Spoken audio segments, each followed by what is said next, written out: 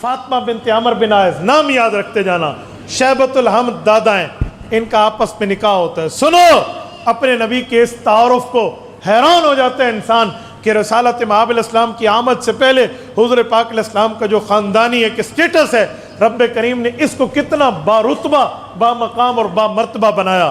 ان کے 10 بیٹے پیدا ہوئے، 10ویں حضرت عبداللہ ہے، حضور پاک کے ابا جان، 9 ان کے بڑے بھائی ہیں، ان کی 6 شادیاں ہیں، 2 بیویاں فوت ہو گئی، پھر بعد میں رکھا، پھر فوت ہوئی، یعنی اس طرح 2 کر کے عبد المطلب کی شادیاں ہیں، تو مختلف بیویوں سے مختلف اولاد، 10 بیٹے 6 بیٹیاں۔ یہ 6 بیٹیاں وہ ہیں جو رسول اللہ کی پھوپھی ہیں، رسالت مآب علیہ السلام کی پھوپھی جان ہے۔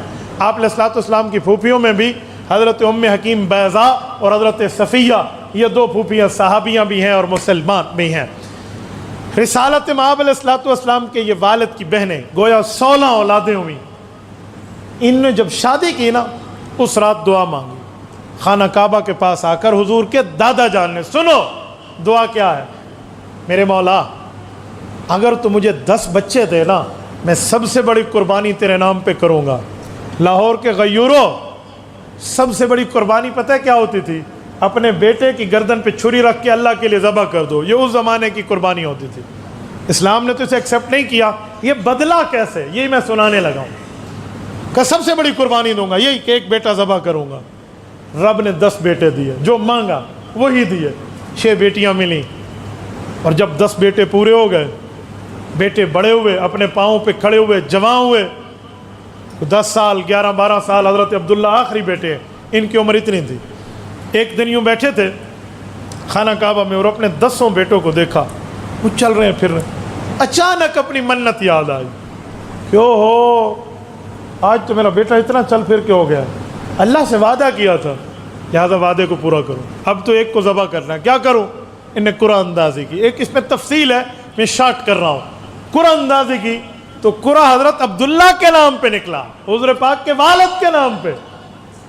تو انہوں نے ہاتھ پکڑا، آؤ بیٹا چلیں، اور حضرت عبداللہ بھی سر جھکا کے ابا کے ساتھ چل پڑے۔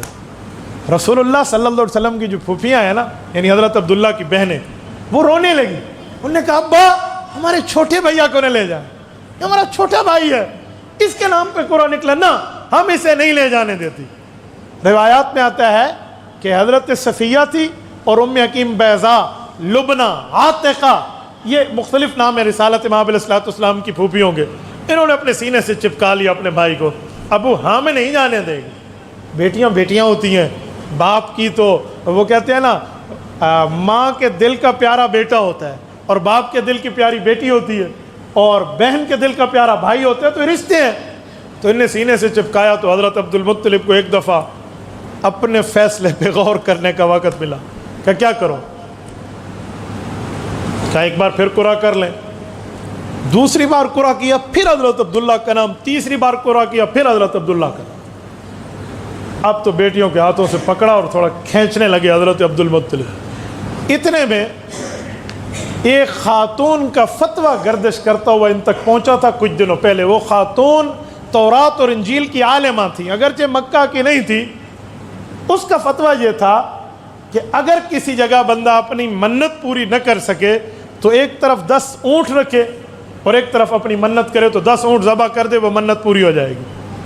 تو حضور پاک کی پھوپھی نے یہی کہا اپنے والد کو، ابا جان اگر 10 مرتبہ اونٹ ایک طرف رکھیں اور ایک مرتبہ ہمارے بھائی کو رکھیں تو قرآن جس کے نام پہ نکلے پھر دیکھیں گے نا۔ تو انہوں نے کہا ٹھیک ہے۔ انہوں نے 10 اونٹ رکھے اور ایک طرف حضرت عبداللہ کا قرآن۔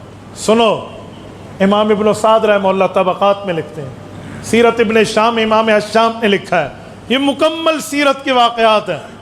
پھر بھی قرآن حضرت عبداللہ کے نام پہ نکلا۔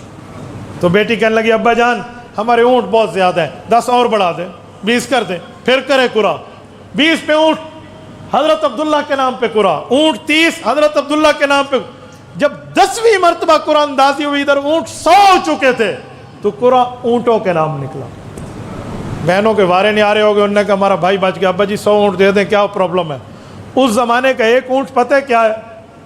ایک پورا اس زمانے کی اتنی ضرورت اونٹ پورا کرتا ہے جیسے آج کے زمانے کی ایک لینڈ کروزر پورا کرتی ہے۔